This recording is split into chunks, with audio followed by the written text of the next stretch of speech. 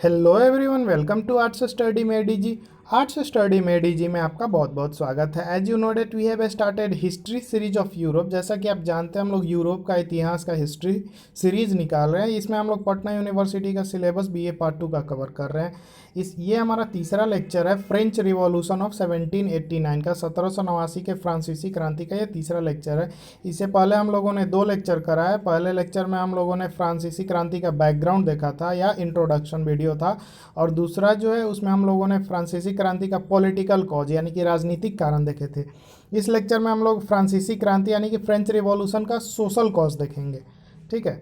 अगर आपको लेक्चर का पीडीएफ या प्लेलिस्ट का लिंक चाहिए तो आपको डिस्क्रिप्शन में मिल जाएगा, वहाँ से आप सर्व कर सकते हैं। ठीक है। तो सामाजिक कारण क्या था कि समाज में भी काफ़ी असमानता था, जो कि यह दूसरा महत्वपूर्ण कारण बना किसका, फ्रेंच रिवॉल्यूशन का। समाज जो है 3 वर्ग या श्रेणी, जिसको स्टेट्स बोला जाता था, तो 3 स्टेट्स में क्या होता था, समाज डिवाइडेड हो चुका था उस टाइम। पहला जो था पादरी वर्ग था, दूसरा कुलीन वर्ग था, और तीसरा क्या था, साधारण वर्ग था। तो प्रथम जो 2 श्रेणी था यानी कि पादरी और कुलीन का जो श्रेणी था यानी कि वर्ग था, स्टेट था, तो उसके लोगों को विशेष सुविधा मिलता था। ठीक। और जो नीचे वाला था उसको बिल्कुल भी सुविधा नहीं मिलता था। पहला वाला प्रिविलेज्ड क्लास था और जो पहला दोनों वाला जो प्रिविलेज्ड क्लास था, और नीचे वाला जो था वो अनप्रिविलेज्ड था।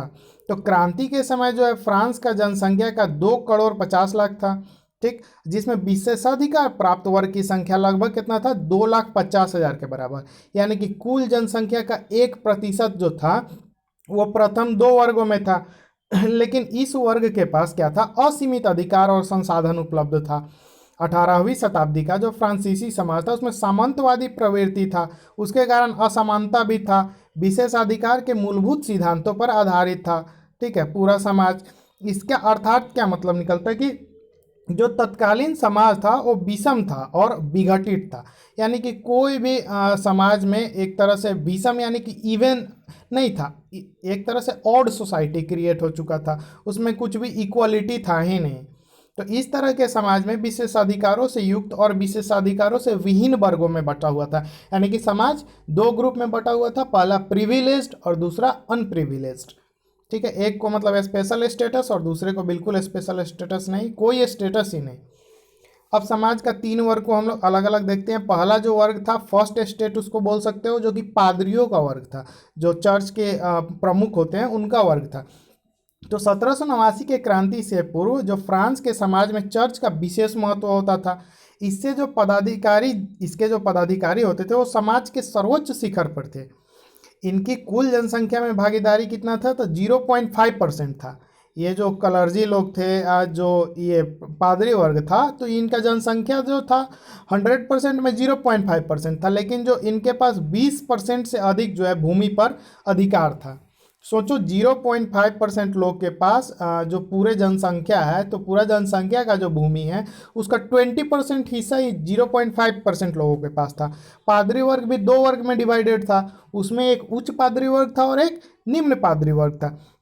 तो इसमें भी क्या था, असमानता था, इनइक्वालिटी था। जो उच्च पादरी वर्ग था उसको ज़्यादा अधिकार था, और निम्न पादरी वर्ग जो था उसको मतलब बिल्कुल भी ध्यान नहीं दिया जाता था उच्च पादरी वर्ग के द्वारा। ठीक है। तो जो उच्च पादरी वर्ग था उसके पास अपार संसाधन और असीमित अधिकार था। जो उच्च पादरी वर्ग था उसको किसानों के उपज में 10% जो है, 10% हिस्सा जो है वसूलने का भी अधिकार था, जिसको टाइथ बोला जाता है या टिथे लिखा जाता है, TITHE, और उसको धर्मांश भी कहा जाता है। इस वर्ग के विषय में रोचक बात यह है कि ये लोग क्या करता था, ये एक तो ये लोग चर्च के हेड होते थे, तो ये लोग खुद जो है भोग विलासी जीवन जीते थे, यानी कि लग्जरी कंफर्टेबल लाइफ जीते थे। और जो मतलब चर्च के हेड थे तो इनको मतलब सिंपल लाइफ जीना चाहिए था ना, तो ये लोग भोग विलासी जीवन जीते थे। और जो लोग थे वहाँ के, जो कॉमन लोग जो कि चर्च में पूजा पाठ करने जाते थे, तो उनको ये लोग सिंपल लाइफ जीने के लिए बोलते थे। साथ ही जो उच्च पादरी वर्ग था वह सभी प्रकार के करों से मुक्त था। एक तो इनके पास अपना पैसा था, लोगों से कर वसूलने का भी आज़ादी था, लैंड था, फिर भी इनको क्या किया गया था, टैक्स से मुक्त कर दिया गया था, यानी कि एक तरह से इनको प्रिविलेज दिया गया था। तो यह जो कारण था ये भी क्रांति के लिए एक इम्पोर्टेंट कारण बन चुका था, जिससे जनता क्या था, नाखुश हो चुका था। अब प्रथम स्टेट के पादरियों में जो दूसरा वर्ग था, फर्स्ट स्टेट में जो पादरी था वो दो वर्ग था, एक ऊपर वाला और एक नीचे वाला। तो जो साधारण वर्ग का पादरी था, जो निम्न स्तर के थे, उस साधारण पादरी जो तृतीय समूह से नियुक्त होता था। जो नीचे वाला उसमें पादरी का ग्रुप था, उसका नियुक्ति थर्ड स्टेट से होता था। तो जो यह वर्ग जो चर्च के दैनिक जो धार्मिक कर्तव्यों का संपादन करता था, यानी कि चर्च में जो छोटे मोटे जो भी काम होते थे, हेड तो जो होते थे वो फर्स्ट ग्रुप के होते थे, और उसमें जो सेकेंड ग्रुप था साधारण वर्ग, उनसे मतलब जैसे चर्च में साफ सफाई करवाना या खाना वगैरह बनाना, चर्च का जो मैनेजमेंट वगैरह का काम होता था, ये मतलब छोटा काम जो होता था वो उन लोगों को दे दिया था। तो यह वर्ग जो था प्रथम स्टेट में शामिल अवश्य था, लेकिन इसका जो जीवन यापन है वो सामान्य जनता के समान था।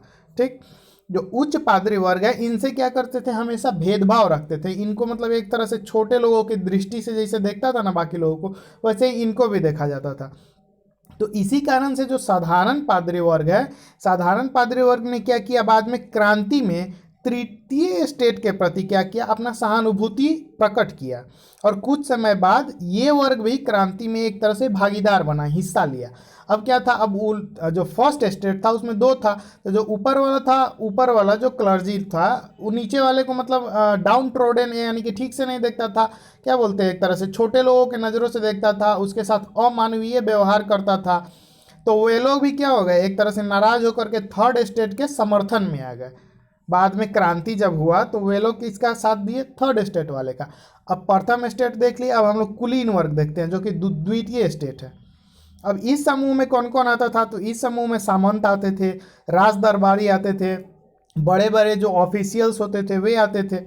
यह जो फ्रांस का दूसरा विशेषाधिकार प्राप्त वर्ग था, यानी कि जिसके विशेषाधिकार जो थे वो वंशागुणत रूप से हस्तांतरित होते रहते थे, यानी कि अगर बाप किसी पोस्ट पे तो फिर उसका बेटा उस पोस्ट पे आ जाता था, फिर उसका बेटा आता था। और ये लोग भी एक तरह से प्रिविलेज्ड ही थे, जैसे फर्स्ट ग्रुप वाले को विशेष अधिकार था टैक्स वगैरह नहीं देने का या कर वसूलने का, वैसे ही ये लोग भी थे, इनके पास भी क्या था, प्रिविलेज था।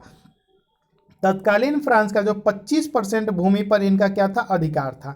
20% तो उसका हो गया चर्च वाले का, फर्स्ट स्टेट का, 25% इनका हो गया। लेकिन दिलचस्प बात यह है कि इनकी भूमि जो थी वो क्या थी, कर से मुक्त थी, यानी कि इनको भी टैक्स नहीं देना पड़ता था। लेकिन इस वर्ग को किसानों से कर वसूलने का अधिकार था। एक तो ये लोग टैक्स देते नहीं थे, ऊपर से वसूलते भी थे, इनको अधिकार था टैक्स वसूलने का। गैबल यानी कि जो नमक पे कर लगाया जाता था फ्रांस में, उसको क्या बोला जाता है, गैबल।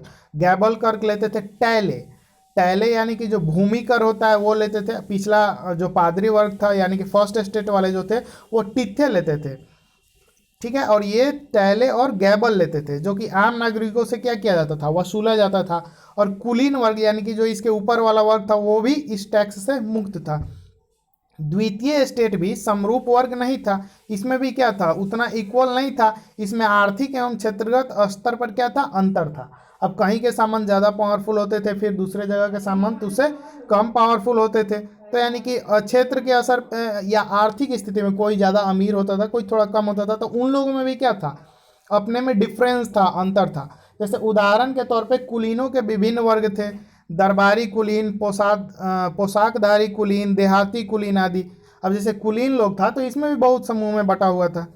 दरबारी कुलीन जो था वो तुलनात्मक रूप से संपन्न हुआ करता था, और वो जो करों से प्राप्त जो आय होता था उसका बड़ा हिस्सा खुद रख लेता था। लेकिन जो देहाती कुलीन था, यानी कि जो गांव में जो कुलीन लोग रहते थे, तो उनके पास आर्थिक साधन जो थे वो सीमित थे। वे लोग बाकी लोग जो थर्ड स्टेट के थे उनसे अच्छे तो जरूर थे, लेकिन उसमें भी दरबारी जो थे, दरबारी कुलीन, वो सबसे अच्छे थे। उनके पास पैसा भी ज़्यादा था, टैक्स भी ज़्यादा वो लोग अपने पास रखते थे। लेकिन उसी में जो देहाती कुलीन लोग थे, यानी कि जो गांव साइड के कुलीन थे, उनके पास ना उतना अधिकार नहीं था, उतना ज़्यादा टैक्स वो लोग अपने पास नहीं रख पाते थे। अतः कुलीन वर्ग में भी आपसी विरोध होने लगा, ठीक है, जो कि समाज में असंतोष को बढ़ाया। अब क्या हुआ, लुई 14वां के काल में कुलीन वर्ग में तृतीय वर्ग के कुछ लोगों को शामिल किया गया। इससे और ज़्यादा परेशानी हुआ।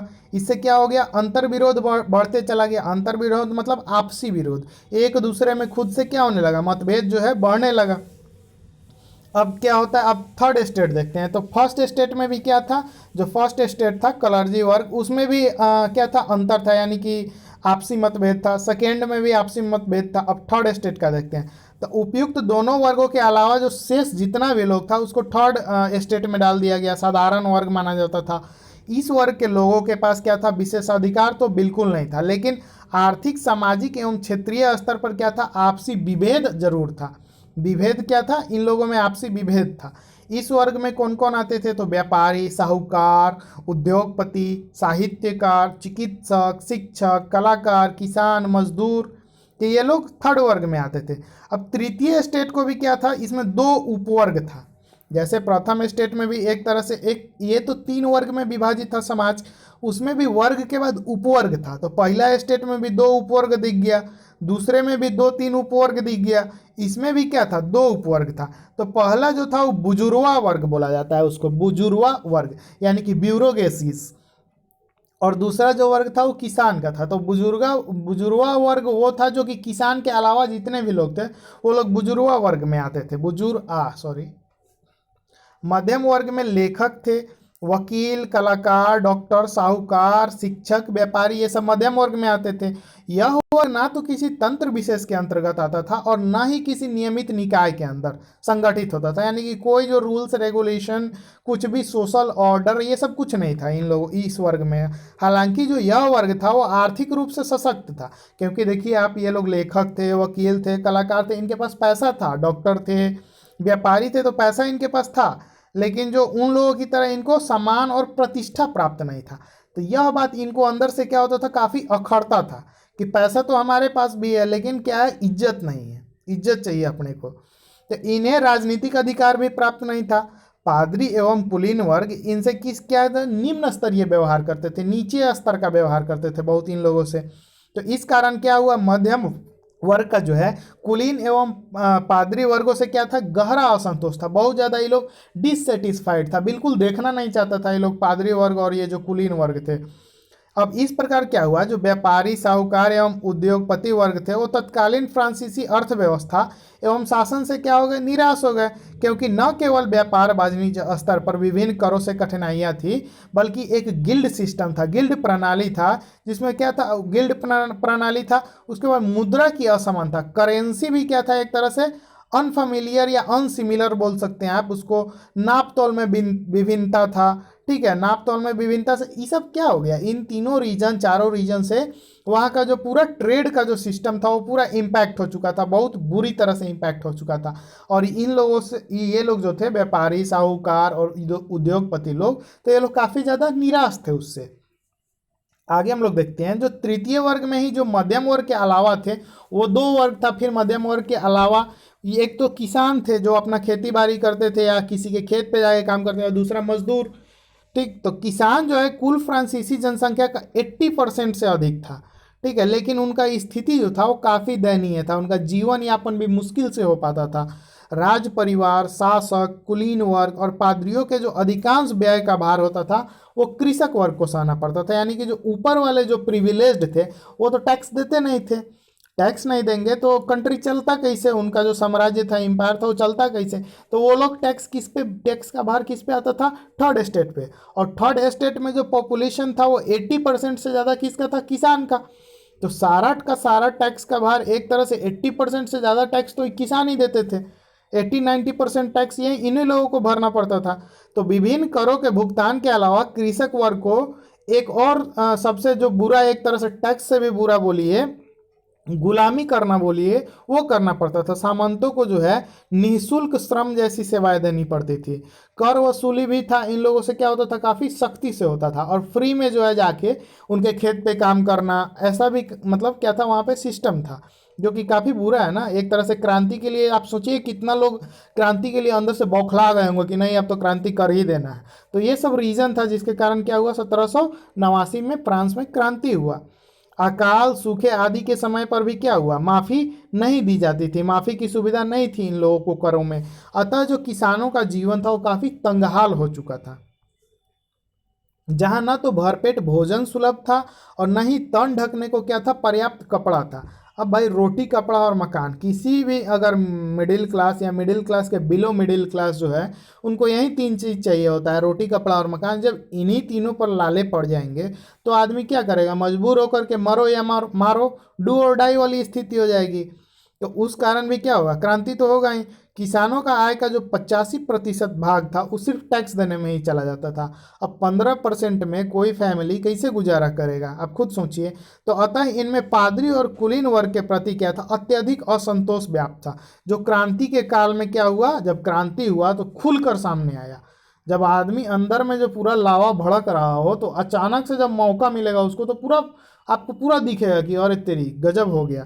तो वैसा होता था। तो सामाजिक स्तर पर फ्रांस में समाज जो है दो परस्पर विरोधी भागों में बंट गया था। एक भाग जो था वो राजनीतिक दृष्टिकोण से प्रभावशाली था, तो दूसरा वर्ग क्या था, प्राकृतिक अधिकारों से भी विहीन था। तो अतः दोनों में संघर्ष क्या था, निश्चित था, जो कि क्या हुआ 1789 की क्रांति के रूप में व्यापक रूप में सामने आया। ठीक है, तो आज के लेक्चर में इतना ही। Thank you for watching, stay tuned with us. अगर आपने चैनल अभी तक सब्सक्राइब नहीं किया है तो जरूर कर लें।